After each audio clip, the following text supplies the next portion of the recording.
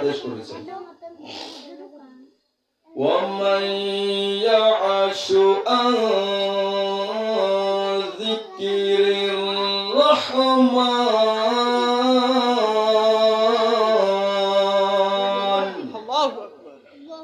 نُقَيِّضْ لَهُ شَيْطَانًا فَهُوَ لَهُ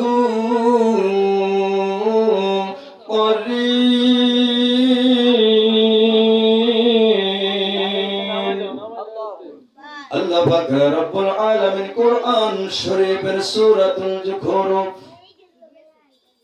43 নম্বর সূরা 36 নম্বর আয়াতে কারিমায় মহান রব্বুল আলামিন বলেন, এ দুনিয়ার মানুষ জানিয়ে রাখো, পৃথিবীর কেউ তোমাদেরকে ফতোয়া দিচ্ছে না, আমি মহান রব্বুল আলামিন ঘোষণা দিচ্ছি, ওয়া মাইয়াশু, যেই মানুষগুলো জীবন যাপন করে, জীবন অতিবাহিত করে, জীবন পরিচালনা করে আযিকিরির রহমান,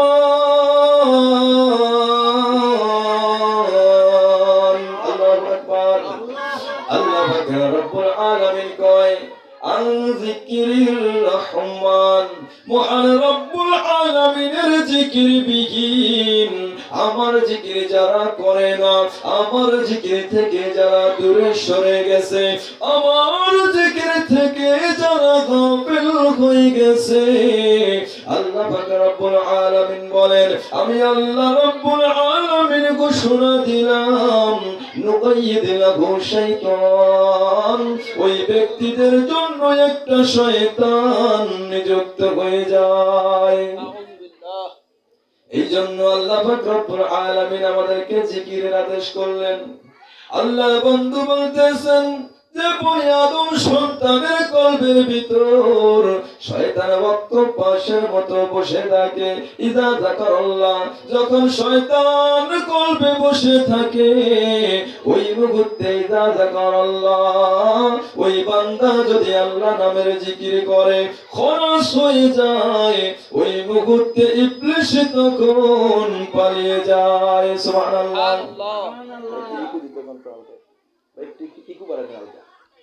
এজন্য মহান রব্বুল আলামিন আমাদেরকে ঘোষণা দিয়েছেন জিকির করার জন্য। আল্লাহ হাবিব বলতেছেন, মা বাইনা বাইতি ওয়া মিনবারি রাওজাতুম মির রিয়াজিল জান্নাহ। ওয়া মা রিয়াজিল জান্নাহ ইয়া রাসূলুল্লাহ ইয়া হাবিবাল্লাহ সাল্লাল্লাহু আলাইহি ওয়াসাল্লাম।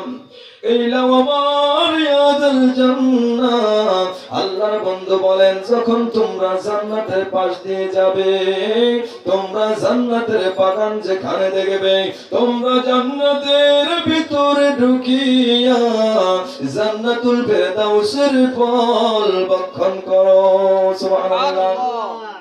তোমরা জান্নাতের বাগানে ঢুকে ফল ভক্ষণ করবে। সাহাবায়ে কেরাম প্রশ্ন করলেন, কাইলা আমার রিয়াজিল জান্নাহ, ও আল্লাহর বন্ধু, এই দুনিয়ার জমিনে কোথায় জান্নাতের বাগান? আল্লাহ পাক রব্বুল আলামিনের হাবিব বলেন, ইয়া গিলাকুয যিকির আও রাওজাতুম মির রিয়াজিল জান্নাহ। সুবহানাল্লাহ। আল্লাহর বন্ধু বলেন, যে জায়গাগুলোর মধ্যে কোরআন সুন্নাহর আলোচনা হয়, কোরআন সুন্নাহর মজলিস হয়, ওই জায়গাগুলো জান্নাতের বাগান। সুবহানাল্লাহ। এই কারণে আল্লাহর বন্ধু বলেন, ফাতাউ, তোমরা চুপ করে বসে থেকে ওই জান্নাতুল ফেরদাউসের টুকরায় বসে জান্নাতের ফল ভক্ষণ করো। সুবহানাল্লাহ। এই কারণে আজকে যে অনুষ্ঠানটি আমাদের এখানে সাজানো হয়েছে, যদিও এটি একটি মাদ্রাসা নবীর ঘর, সদাই সর্বদাই এটি দামি, কি বলেন? কিন্তু এরপরেও আজকে আলেম ওলামাগণ আসবে, মুরব্বীরা আসবে, এটা তাদের সুবাদে, তাদের খাতিরে কোরআন সুন্নাহর আলোচনা হবে, এটা জান্নাতের বাগান হিসাবে আজকে আল্লাহর কাছে গণ্য হবে। সুবহানাল্লাহ। ঠিক আছে না? এখান থেকে এসে আমরা নসিহতমূলক কথাগুলো আমরা গ্রহণ করব এবং সেই অনুযায়ী আমল করার চেষ্টা করব, নাকি? তো এই জন্য আমি আজকে আপনাদের সামনে কোরআন শরীফের বনি ইসরাইল এই সূরা 22 থেকে 24 নম্বর আয়াতে কারিমা তেলাওয়াত করেছিলাম। এই আয়াতে কারিমার মধ্যে মহান রব্বুল আলামিন আদেশ করেছিলেন যে আল্লাহ পাক রব্বুল আলামিনের ইবাদত করার জন্য আল্লাহর ইবাদত করতে হবে, আর আল্লাহ যেটা আদেশ করেন সেটাই কি ইবাদত হয়ে যায়, নাকি? وَقَضَى رَبُّكَ أَلَّا تَعْبُدُوا إِلَّا إِيَّاهُ وَبِالْوَالِدَيْنِ إِحْسَانًا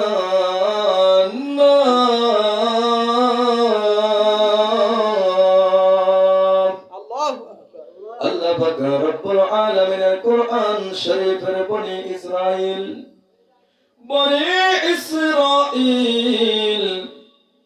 এই সূরাটির মধ্যে মহান রব্বুল আলামিন 17 নম্বর সূরা 15 নম্বর পারা। এই সূরার একটি নাম সূরাতুস সুবহান। এই সূরার মধ্যে 22 নম্বর থেকে 24 নম্বর আয়াতে কারিমায় মহান রব্বুল আলামিন ঘোষণা দেন ওয়াকাদা রাব্বুকা আল্লা তা'বুদু ইল্লা। এই দুনিয়ার মানুষেরা, দুনিয়ার মুসলমানেরা, ঈমানদারেরা, আমি আল্লাহ পাক রব্বুল আলামিন তোমাদের উপরে আদেশ করলাম, আমি তোমাদের উপর ফরজ করবে। সুবহানাল্লাহ। আল্লাহর ইবাদত বিনে তোমরা অন্য কারো কোনো ইবাদত করবে না। মহান রব্বুল আলামিনের সামনেই কেবল তোমরা ইবাদতের মস্তককে নত করবে। আল্লাহ ব্যতীত কাউকে পালনেওয়ালা মনে করো না। আল্লাহ ব্যতীত কারো তোমরা ইবাদত করবে না। সদাই সর্বদাই মহান রব্বুল আলামিনের ইবাদত করবে। সুবহানাল্লাহ। আমি আল্লাহ পাক রব্বুল আলামিন তোমাদেরকে আদেশ করতেছি, শুধুমাত্র কেবলমাত্র মুমিন যারা, তারা মহান রব্বুল আলামিনের আদেশ মেনে মহান রব্বুল আলামিনের ইবাদতে রত হয়ে যাবে। আল্লাহ পাক রব্বুল আলামিন ঘোষণা দেয়, এরপরে আমি তোমাদেরকে আরেকটি দায়িত্ব দিচ্ছি, আরেকটি ডিউটি দিচ্ছি, আরেকটি তোমাদেরকে আমি আল্লাহ আদেশ করেছি, আল্লাহ তা'বুদু ইল্লা ইয়াহু ওয়া বিল ওয়ালিদাইনি ইহসানা।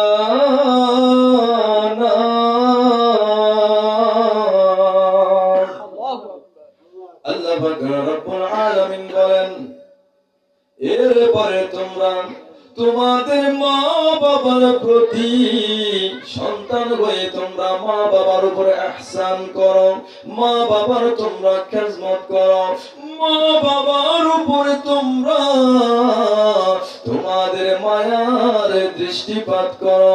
আল্লাহ পাক রব্বুল আলামিন বলেন, মা বাবা যেমন তোমাদেরকে ছোটবেলায় রহমতের কোলে লালন পালন করেছে, তোমরা ওই রকম রহমতের দৃষ্টি তোমাদের পিতা মাতার উপর রাখবে। সুবহানাল্লাহ। মা বাবা যদি তোমাদেরকে 5 বেলা খাবার দেয়, তোমরা মা বাবাকে 7 বেলা খাবার দেওয়ার চেষ্টা করবে। তোমার মা বাবা তোমাকে ছোটবেলায় কিভাবে লালন পালন করেছে তুমি যদি জানতে চাও, দুনিয়ার মানুষ যারা বিবাহ করেছো, তোমার স্ত্রী যদি সন্তান প্রসব করে অথবা গর্ভবতী থাকে, তাকাও তোমার স্ত্রীর দিকে, সন্তান গর্ভে নিয়ে কি কষ্ট যন্ত্রণা সহ্য করতেছে। তোমার স্ত্রীর দিকে তাকাইলে দুনিয়ার মানুষ বুঝতে পারবে তোমাকে তোমার মা গর্ভে নিয়ে কেমন কষ্ট করেছে। তোমার পুত চলে আসবে, তুমি যদি সন্তানের পিতা হও, সন্তানের মা হও, তুমি দেখতে পাও তোমার সন্তানকে তুমি কেমন আদর করো, তোমার সন্তানের উপর তুমি কেমন দায়িত্ব পালন করো, তোমার সন্তানের জন্য তোমার কেমন জান জীবন দিয়ে তোমার মায়া, এর চাইতে কম মায়া তোমার মা বাবা তোমাকে দেয় নাই। মা বাবা তোমাদেরকে যত ভালোবাসে, যত মহাব্বত করে, যত অন্তর থেকে ভালোবাসে, এই ভালোবাসা কোন সন্তান কোনদিন ফেরত দিতে পারে না, কোনদিন ফেরত দেওয়া সম্ভব নয়। সম্ভব?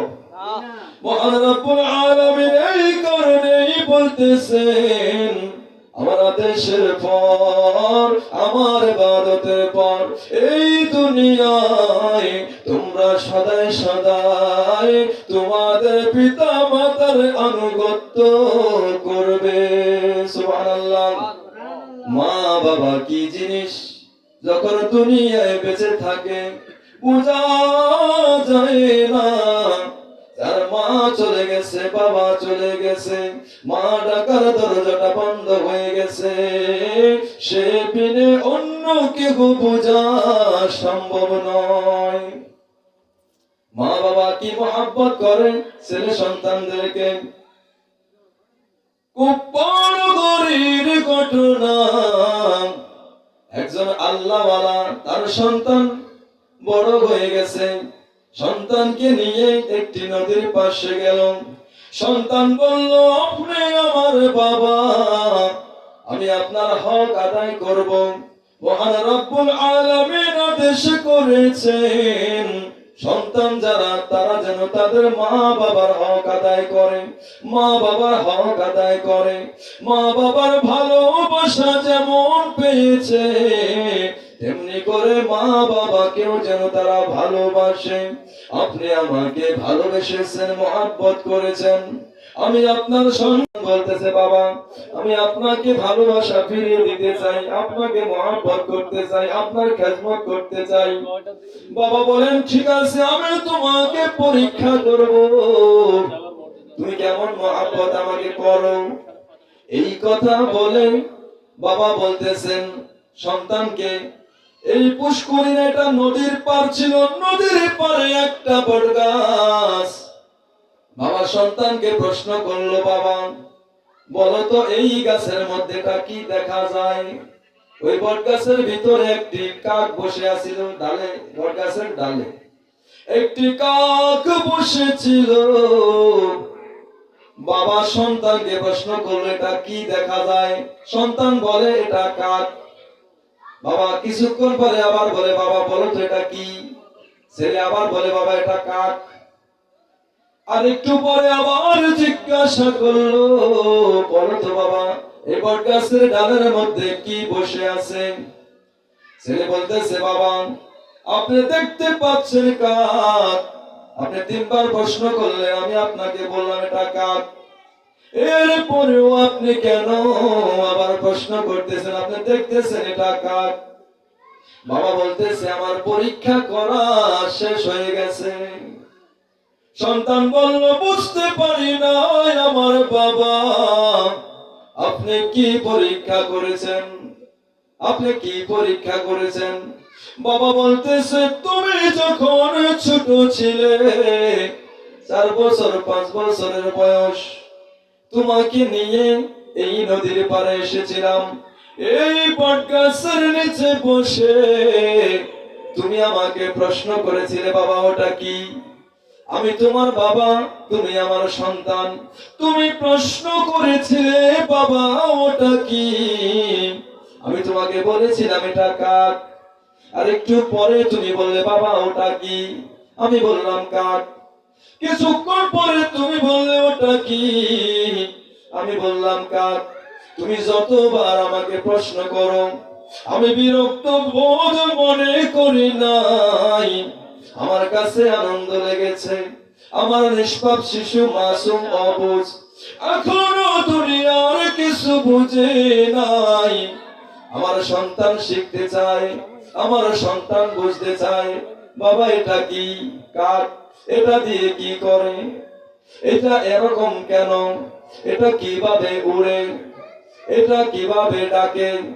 এমনি ভাবে তুমি আমাকে একবার দুইবার নয়, তুমি আমাকে 99 থেকে 100 বার প্রশ্ন করেছিলে, কিন্তু আমি একবারও মেজাজ খারাপ করে নাই। আজকে তোমাকে আমি মাত্র 3 বার জিজ্ঞাসা করলাম, চতুর্থবারে তুমি একটু নারাজ হয়ে বললে এটা দেখতে পারছেন কাক, এরপরে আপনি প্রশ্ন করেন। তুমি কি বুঝতে পারো আমার সন্তান, পিতা মাতা সন্তানদেরকে যেমন ভালোবাসে, যেমন মহব্বত করে, এই মহব্বত কোন সন্তান ফেরত দিতে পারে নাই। তুমি জানতে চেয়েছিলেন, আমি তোমাকে শিখাইছিলাম। এই জন্য পিতা মাতার ঋণ কখনো শোধ করা যায় না। যায় সময় তো বেশি নাই, কি কর 45 হাজার